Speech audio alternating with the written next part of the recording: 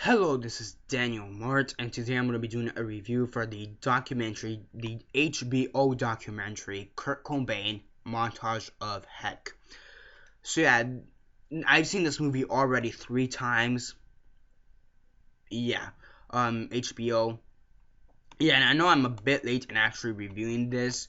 Um, why it's taking me so long, I have no idea. It literally came out on May 4th, so 2 months ago, almost 2 months ago exact, because right now it's July 5th, and then I'm reviewing this, or July 6th, no, July 5th, sorry, so yeah, about 2 months ago.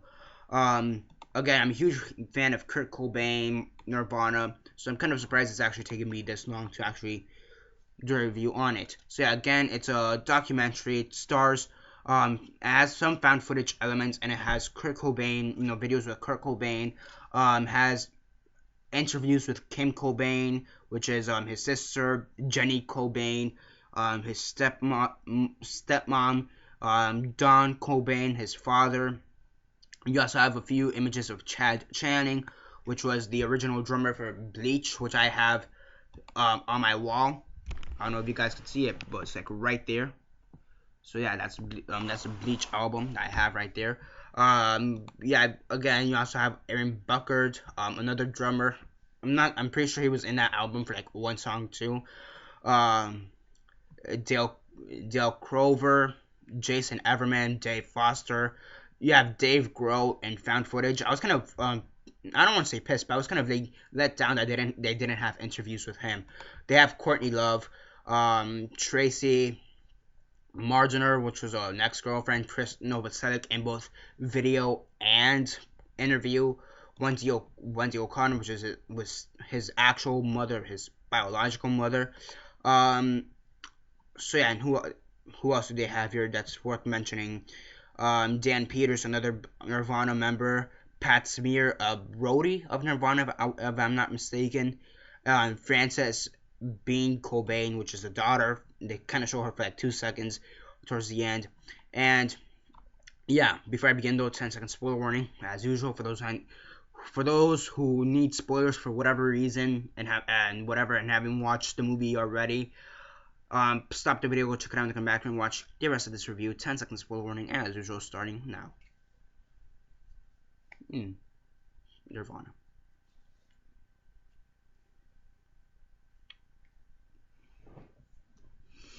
Okay, so 10 seconds are up. So for those who have yet to actually watch the movie and haven't already, please don't comment down below or be messaging me that I never gave you a fair warning, because as usual, I did.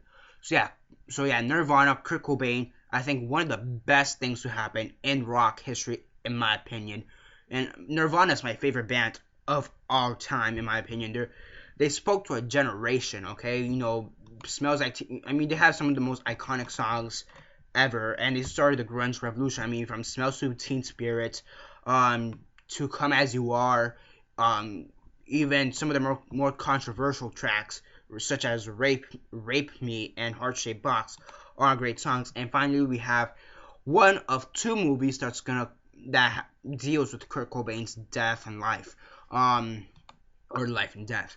So yeah, in my opinion, it's a fantastic documentary. In my opinion, it's not, now I will say, it's not a complete documentary. They do have like kind of recreations of stuff, and then found footage. I don't want to say found footage elements, but they have like videos of like home videos that they have of Kurt Cobain. And it basically shows this guy struggles with drugs, alcohol, his rejection from his family, because they show interviews with his family, and his stepmom is a complete bitch. Oh my gosh, what a fucking bitch is his stepmom. I mean, his stepdad kind of tries to compensate, and his dad's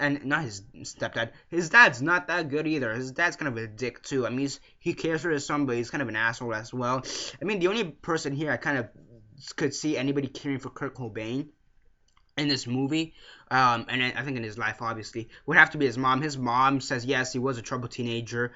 She says the typical bullshit, but she tried to care for him, but he just kind of rejected everybody in his life. And then his sister Jenny Cobain, she was all right. In her interviews, what she was saying was the kind of typical, my brother had struggles and bullshit. So yeah, but I mean, the one thing I can't get past is how big of a bitch his stepmom was. Yeah, like literally, she kicked him out of the house. That's one thing, like, kind of unforgivable. So yeah, again, it basically shows from when he was a child. It shows some of his stuff about he was a child and how he liked like people such as Elvis Presley and some other iconic rock people. Elvis Presley's the one I could think of right off the top of my head. I think he said the Beatles at one point or the Beach Boys. So he did like classic rock. And basically, it starts off with his childhood. A few home videos. So there's that, and then they kind of show through his teenage years, through the recreations, and that was pretty good. And how he kind of started his band, him, Chris Novoselic, and I think Chad Channing at the beginning. Basically started, and it was Nirvana at first. Many people think they went straight to Nirvana. No, they actually called themselves one more thing before that, and that was Fecal Matter. And the song Montage of Heck is what kind of inspired the title of this, Montage of Heck.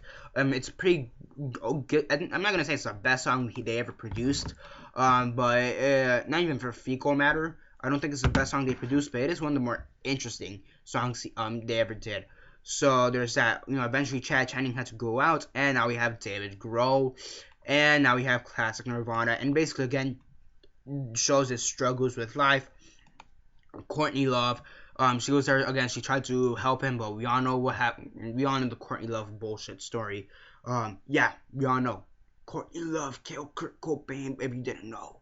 Again, it shows his struggles with with concerts. It shows parts of the concerts from Readings and some of the one MTV concerts or live show, whatever you want to call it. So it really does show this guy's struggle, and that's the thing I really wanted to see. I wanted them to show Kurt Cobain's struggle through life. His struggle through him being famous with his drug intake, and overall, I have to say it was a fantastic documentary in my opinion, and it's probably my favorite, if not second favorite documentary I've seen. If anything, this could be second, because another documentary I really do like deals with Columbine. It's not Bowling for Columbine, it's the 0 Hour Columbine one. I forgot the exact title of that one. But yeah, this is definitely within my top 2 favorite documentaries of all time. It's just a fantastic film. There's only really 2 complaints I have with this film. One is that they didn't really have David Grohl in the movie for an interview. Like, I wanted him to say something in the movie. Like, one of the most iconic things he's ever said, post Nirvana, pre Foo Fighters, is that it's something to the effect that he knew that Kurt Cobain was going to commit suicide, and there's kind of sad that you couldn't save someone from themselves. And I kind of want, even if it was just a voiceover, I kind of really wanted him to say that. So yeah, and another thing I kind of wish they would have explored more was his death and the aftermath of his death. It kind of just ends, in my opinion. Like, you hear gunfire, boom, it says Kurt Cobain committed suicide on April 12th, I believe. Or is it April 12th? No, July... February 20th, 1994. No, that's his birthday. Damn, I am just off track right now. Shit. April 5th, 1994. That's when I was thinking of. Yeah, because February 20th is his birthday in 67, and then 67, 68, and then 94 is when he died at the age of 27. Or not, he didn't commit suicide. Sorry, he was murdered by Courtney Love on April 5th, 1994. And then he joined the 27 Club with Jimi Hendrix and the guy from the Doors, Jim Morrison. And then, yeah. And then Amy Winehouse joined like a decade afterwards. Yeah, the 27 Club, if you guys don't know, it's basically any musician, normally made up of musicians. Any musician who dies at the age of 27 joins the 27 Club. Jimi Hendrix, Amy Winehouse, Jim Morrison, Candace Lauper, and Kurt Cobain are in that group. So yeah. Do I believe in that? It's just kind of fun to think of it. But whatever. Overall, though, those are my 2 complaints, that they didn't really explore his death that much, in my opinion. The aftermath of the death, like, even if it was just, they kind of just show it for like 2 minutes. I kind of wish, I know they couldn't have gone that much with the death, but even if it was just like 10, maybe 15 minutes, showing how people's reaction to the death, I think that would have been great. And they yeah, I mean honestly I think that would have been one of the best things there. Um yeah, overall incredible documentary. If you're a fan of Nirvana, this is something you need to watch. If you're yeah, um if you love Kurt Cobain, if you love Nirvana, watch this. It's one of those things that's like has to be done. Like the only other thing is like maybe kill Courtney Love. JK no, but for you like maybe go to his birthplace or something. I don't know. But if you're a fan of Nirvana, if you're a fan of their music, this is the type of movie you need to watch. And interestingly enough, the guy who Brett Morgan, apparently when he showed this at Sundance, I believe this was shown at too. At the right after the screening, he and Frances Bean Cobain were talking, and she enjoyed the film, saying that this is what her father would have wanted, and this is what she wanted to see. Courtney Love, on the other hand, she really hasn't said jack shit about the movie, so yeah, there's that too. Um, Overall though, incredible movie.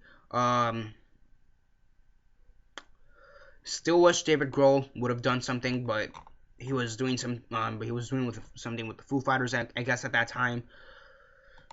So yeah, on a scale of 1 to 10, 1 being the worst, 10 being the best, and 6 being decent, I'd give this a 9 out of 10. Again, I just kind of wish I would have explored his death a bit more. And aside from that, maybe shown a bit more of David Grohl, or at least in an interview, even if it was just for one scene. I think that would have been good because they showed Novoselic, and he's really had. Let's be honest, Novoselic. What's Novoselic been doing? What's Chris Novoselic been doing since Nirvana disbanded? Because I can't think of jack shit. David Grohl, on the other hand, he started the fucking Foo Fighters. Okay, another great band. So sad that he had to go. So sad.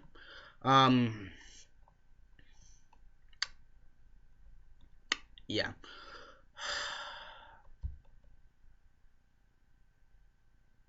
Lost for words. I mean, again, this movie just shows his struggles through drugs, alcohol, rejection, pretty shitty love life, to say the least, right before Courtney Love. Even after that, you could say that was all a sham. His struggle into the music industry. Overall, great guy. Sad that he had to commit suicide. Reality, it's sad that he was murdered. Regardless, it's sad that he died. Okay, whether it be suicide or whether he actually did commit suicide, or whether Courtney Love killed him or hired someone to kill him, it's sad that he's gone. Yeah, I mean, he struggled with depression. Kind of sucks. Yeah, I really want to. I've watched this film 3 times, and I'll probably watch it a 4th time after this video is over. So again, 9 out of 10 is what I'd give this film. One of the best documentaries out there. It definitely is going to be on my top 10 movies of this year. That I has to be. If I think this is one of those movies that I just know is going to be in the top 10 of this for the end of the year. And if it's not, for whatever reason, it sure as hell will be an honorable mention, because again, we're still halfway through the year. Okay, so that's basically it for this review. Like the video, share on Facebook, Twitter, MySpace, or whatever you guys prefer, and that's basically it for now. Comment down below on your thoughts. What's your favorite Nirvana song? And if you want, you could even add Fecal Matter into the mix, because I mean, Fecal Matter, they had like one album, and it had like maybe 10, 12 songs, I believe, 10, 11, 12, maybe 13 songs. So yeah, and so you could add them as well. But at the end, what's your favorite Nirvana / Fecal Matter song? I'm gonna go. It's kind of cliche, but still, Smells Like Teen Spirit has to be my favorite one. Other great tracks of theirs would have to be Rape Me, Come As You Are, Heart Shaped Box, Polly, that's pretty good. Drain You, another fantastic song. Mr. Mustache, I believe that's what it's called. That's another great song. All of them great songs. A Battle Girl, that showed that they could do pop and grunge. That was a pretty great song. And Aneurysm, another fantastic song. I could go on Nirvana for days on end. One of my favorite rock bands of all time. And some people say that grunge isn't rock, and I call bullshit on that. Grunge is fucking rock. So shut the fuck up. Yeah. I mean, and also grunge inspired some of the great and best bands even after that. I mean, you have post-grunge even after that, and you have grunge. You have grunge such as Pearl Jam, Soundgarden, L7, and then you even have post-grunge, you know, Foo Fighters, for example. Early Nickelback. Many people shit on Nickelback. I think they're another fantastic band, underrated. They do have their controversies, and they do have their fair shitty songs. But early Nickelback is considered grunge in my opinion, or post grunge. I think that was pretty great of them too. Leader of Men, that's a pretty really good post grunge song. Yeah, overall though, inspired countless bands and countless great bands. Better said, made one, and even with his death, he made one of the best bands ever. Another great band, Foo Fighters, with David Grohl. I'm just really interested. Whatever happened to Chris Novoselic after Nirvana? Fuck. Because I really haven't. I know he's done a few stuff. He's been with a few bands, but he really hasn't been with them for like more than a day or a year. Whatever. Off topic again. 9 out of 10. If you're a Nirvana fan, if you're a grunge fan, if you're a rock fan, this is the type of movie you need to watch. If you love documentaries, again, another movie you need to watch. And again, it's definitely going to be in the top 10 of my favorite movies this year. So yeah, basically for now. Like the video, share on Facebook, Twitter, MySpace, or whatever you guys prefer. I'm going to end this video before I rant off on some random ass tangent on Nirvana and how they inspired the world. So I'm going to shut up right now. This is Daniel Mart signing off.